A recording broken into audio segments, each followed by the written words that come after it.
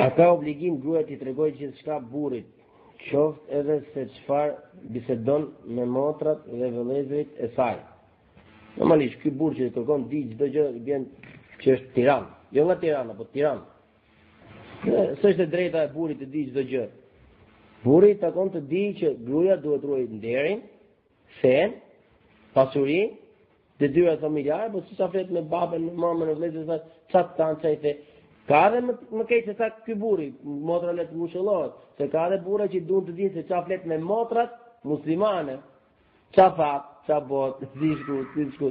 Pra, këto bisedat e grave ngelin tek gratë, bisedat e burrave ngelin tek burrat. Pa i bërë të connection midis dy gjinive. Atë çu pa që ndahemi me ndrimi i vet.